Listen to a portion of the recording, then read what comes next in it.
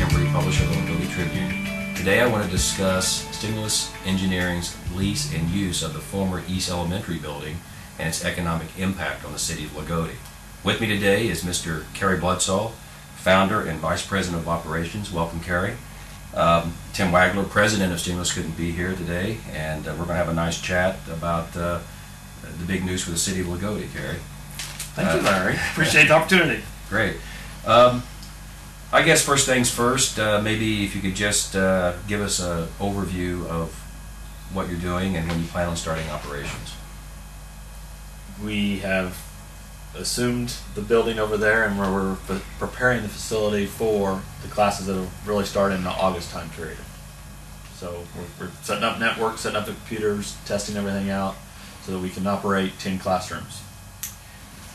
Okay, is the students that are receiving training, are they local persons near Crane, or will they be transients coming into Crane and Lagodi for this training? We expect both. We expect 1,000 employees out of the Crane area that are as employees of Crane will come and go during the course of about 6 months on that, and then we expect somewhere close to 300 right now during that time period will come into the area from outside the Crane area as a regionalization site for the training classes. What type of training are they receiving, and what's the benefit that we're providing to the Crane employees? There's about 12 to 14 modules that the students will have to go through, depending on what their job title is and what their responsibilities are, that they're getting certified in so they can use the software packages that is being implemented by the Navy for them to do their jobs. So depending on how they're mapped, what classes they've got to take, what modules they've got to complete before they have their certification in order to work in the financial system, to process funding documents, to do accounting, the basic accounting for the government. Those type of classes will be there. So what is Stimulus's role in this effort, and what functions are you providing the government, or the type of services that you'll be offering the government in support of this contract? We are serving as the site training logistics coordinators for that, having the facilities, setting up the facilities, taking their mapping of people to organizing their class schedules of when they're going to take the classes. What modules do they need to take first, and going in and actually scheduling them in a system so that there's a logical set of steps that they go through. It's almost like somebody enrolling in a college class. We're now putting together the modules in the order that needs to be and properly mapping them so that they can accomplish what they need to accomplish in the proper time period. I know this is somewhat of a difficult thing probably to project, but I know a lot of people are interested in the potential economic impact and the benefits to Martin County and primarily to the city of Lagodi. Do you have any way of helping us understand the type of impact this might occur, or at least quantify some of the numbers that people can wrap their hands around on this? That's a difficult one to say. You're bringing 200 people in that wouldn't be here normally, maybe even 250 people, because there's like 40 instructors that work on top of the students that'll be here. Some of them are government employees as well. Some of them are coming from the DC area. So you talk about motels, $50 to $75 a night for every person that possibly could stay through that. You talk about price of gas nowadays and people coming and going. I mean, people are going to drive, even from a Crane standpoint, up from the Bloomington area. Will they need gas? Will they pick up anything else while they're in the gas station? Pick up a local paper? Pick up anything else that they might need from that side of it? Meals are going to be involved. They're going to be here. Classes are going to start at 8 o'clock in the day, probably finish up at 5 o'clock in the day. I mean, they are required to take 8 hours of training class. I believe they're going to give them an hour for lunch. We're looking at the possibility of bringing caterers in so that we can provide meals through there. So you got a catering company a day serving 100 to 150 people. Some of the others will go out. So people spend $5 to $10 on a meal. So easily on a day, 200 people, $2,000 a day just on meals for lunchtime is a possibility. So there's a lot of opportunities there. Just getting these people to the community and seeing that. And then does anybody decide that this is a right location? We bring in other opportunities, just like a regionalization site. Hey, we're trying to help them understand what Crane does as well. Exploring this regionalization, could you expand what that means a little bit? Well, there's other activities, other government activities in the region around Crane, not just at Crane proper. So these people need the training classes on the ERP as well, this Enterprise Resource Planning tool. So will they come up there? We've heard some rumblings. I will say this: Crane being centrally located in the middle of the U.S., if people miss a class on the East Coast or a West Coast, could we host them? Could they come in here in order to take the class someplace in the middle? Same thing with down in the Gulf area. A couple other Naval Service Warfare Centers down through there. Could a student from there come up if they missed their class somewhere else? Travel costs, you come to Indiana, it's a little bit cheaper than going to take a class in DC area, per diem, and flights in and out. So hopefully if we do this right and have things set up, we're prepared to do that. But we know right now the planning tool has about 300 people coming in right now, solid during the surge capability time period. As far as the trainers that are concerned and instructors will be here, are those being hired by you or through the government? What's your role in that? During the first 6 months, we are not responsible for the instructors. We'll have the facilities for the instructors, but the instructors will be, some of them will be their government people already. They'll be their experts that they've got on that. I've seen some of the list. So about half of those 40 are probably government people that have a day job at Crane. They're just going to be doing that during this time period.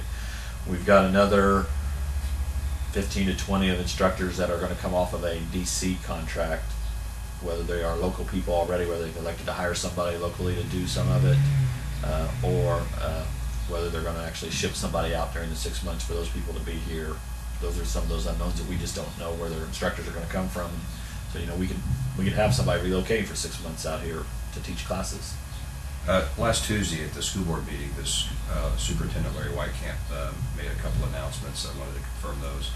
He mentioned that the monthly average lease that they would be receiving would be $13,000 a month, which is probably pretty good news for the school corporation. Also, he talked about a 2-year lease. Is that the duration, is the lease tied to the duration of the contract, or how did that 2-year lease come about? Well, basically what we've done so far, the numbers are right, $13,000 a month, plus we've separated out the utilities from the school, so we have a separate water line and electric. So the gym isn't part of the lease part of it, so they've got their own, so the school corporation is still responsible for that, but we're picking up those utility costs there, as well as connectivity to the internet and the phone system for us. So that's that part. So let's see. Remind me of the other part of it there. So that's that. The two-year lease. Right. 2-year lease. We've kind of done that. The contract could be all of duration of 5 years, but it's a 2-year base period right now with 1-year options after that. So we just don't know where they want to do, what they're going to exercise. But it also comes and coincides with the possibility of what happens with the training academy at Westgate. Does that get built? Is that done in 2 years? Do we want to move things into that? We still want to use the capabilities here and use the school for that purposes. So it you gives have us options flexibility. in your lease with the school? I Those 1-year options? believe there is at least one more. There's a 1-year option after the 2 years, I believe. And of course, 250 people there with a parking situation. Are they going to expand the parking lot? Is the school going to do that, or is that part of what you have to do? Right now, we're looking at a couple different options of what we could do with that. I mean, I don't expect that the school will take on the responsibility of increasing the parking there, but we're exploring a couple different options. Okay. As far as follow-on contracts or new work possibilities, obviously that's asking you to look into the future, but how could you see this expanding into other opportunities for the local economy here? Well, the one, for us, no matter what happens with the contract vehicle, we'd like to see the school used. And there's other things that we're doing that we'd like to see, that maybe working with various universities or to commercialize or develop technology is some of the things and thoughts that we have. As we chase technology and try to develop new ideas, new programs, we've been, and this contract vehicle allows us to build a relationship with several universities right now. And that's one of the things we were looking for in the back of our mind is, could we use this as, I won't say an incubator type of deal, but more as a wet lab atmosphere for some of the universities that want to do business with Crane, as Crane develops some technologies, some patents. As the universities do what they always do, is develop technology really well. Can we help them get some of that into the hands of the users, to the warfighters through the crane opportunity. So for us, down the road, I think we'd like to see how we can do that, and in our mind, using that and trying to figure out how to network that to the local schools to get them involved as something that's being developed in a wet lab environment. Some of the science, technology, engineering, math programs that are being developed, is there some hands-on operations, or something we can pipe into a school, whether it's associated with a project Lead the Way, something. That's what we're looking for down the road, is how can get our hands and get ourselves into the school. This is a way to do that, to start with, start teaching some classes, show people that the school has another mission besides old-fashioned school teaching that we've had in the past there, but try to develop some other things, work with a couple of universities, and we've talked to several different universities in that light on that, and that's some of the things that Crane's wanting to relate to in the Warfare Center with their technologies that they're trying to do, is they're reaching out and dealing with a few more universities in order to try to bring them into the fold, and that's what we'd like to do, is to see that happen down the road, I believe. Have you found it interesting that for many, many years at Crane, the local economy, while benefiting from the jobs, there really wasn't much, like you see at other bases around the country where you might see a lot of economic activity outside the bases. Crane really was kind of unique, or maybe even sleepy in that regard, but it seems like in the last 5 to 7 years there's been somewhat of an explosion of growth of the opportunities for businesses locating here to work with Crane. And I agree with that assessment of things, Larry. I mean, since before I started this company, I was on the inside working as a government employee. I mean, coming out, the opportunities, and Crane seems to be reaching out to their community a little bit better. They talk regionalization now. It's not so self-centered of inside the Crane wall. It's what can we do, and they understand how they're the hub of economic development for the region. There's a lot of things. The state has done some things now to help with that. So the communication of what does Crane do seems to be opening up more, and they're wanting to have more discussions, and people are learning more and more about Crane, which will further help and open up opportunities on things. Hey, what? And that's what we've seen, and that's one of the reasons why Tim and I started this company, was we thought we could take, and we kind of understood some of Crane's message having worked there. That's always the hard part for Crane to communicate what they do. It always has been, but they're getting better, and the opportunities are there, and I think that's what you're starting to see, that people are listening, and the forums are there to do that. Radius Indiana's sitting there doing things in the region, just you get the Westgate Authority taking some ownership. The park is success breeds success, and you start to see some building construction, and you start to see some more. So we're getting there. Excellent. Of course, you mentioned that you started Stimulus Engineering a few years back. What is Stimulus Engineering's primary business function, and what is it that you hope to see? Of course, everybody likes to see the company grow and become successful.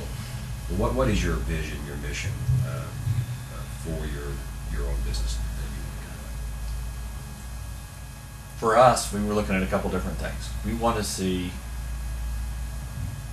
commercialization of technology. And it comes back to why we see the school there is, can we find some technology that can be commercialized? A lot of things that come out of Crane right now are services related, and you build upon that, and there's smart people out there, and there's patents and ideas, and we're playing in some of those worlds. But what we're trying to do as a company is stay true to the brand that's going on in the state. Where's the state going? What are the 3 focus areas in the state? Energy, life sciences, and the defense industry. So we're kind of playing in that, and we're trying to connect those things. There's applications with energy, there's applications with life sciences that have relationships to the DoD and can connect into Crane, to use Crane as a mechanism based on their users. So we're trying to foster those relationships of things that are going on in the state to help, that can come back into the region, that can come into the tech park. Say when you talk about energy, there's several different things out there. You talk about mobile grids that, a generator that to be developed. How can you package that so it's smaller, easier to move, can go in to a country someplace and power something, or an alternative fuel sources, or clean burning coal, and how it has an application to what missions that the DoD is doing when they go into various countries nowadays. So for us, is there some technology that we can further develop and have it commercialized and try to go through the crane acquisition, contracting, their technical experts that they've got, and the relationship with the customers, and build upon that. So that's what we're trying to do. But it all comes back down to trying to do more for the region, more for the area. Tim and I both stepped out from a government standpoint saying the name of the company recognizes what we wanted to do. We didn't have an acronym or anything. Stimulus engineering is what could we do to stimulate the economy, the area, and we set up down here for that particular purpose down here on the southwest corner, saying, hey, there is no contractor that's providing services to Crane. We're from the area down here. What can we do to bring some talent back, keep the talent here? What can we do about growing some jobs to do that? And over the last 3 years since we've started at 1 or 2 people, we're up to about 65 people right now. So we've been quite successful, but that's been because of the help of the people. Help from Crane, help from the local contractors and the tech park that we've dealt with that have helped make sure we're successful on that. We're getting there. There's no doubt that Crane is the economic hub of the area, obviously. Probably one of the second largest providers of jobs besides maybe Indiana University around. So it's obviously, I wish you the best of luck with that. Anything in closing, Cary, that you'd like to add? I guess one of the things, I'll to go back to the last question, Larry, on things, and just say that we've won a couple of contracts as a prime lately, this workforce development contract that we've got that we're doing the ERP part of it. What we've done is we've got several teammates that we've brought along with us, and they're the non-normal teammates in order to try to grow the area. There's companies that are experts in different areas. The universities are all part of this. So universities have always been there with Crane, but we've got Purdue's part of it, IUPUI, Oakland City, ISU. So we've got a lot of the universities getting better connected or understanding the significance of the area and where they can reach into talent and how to do things.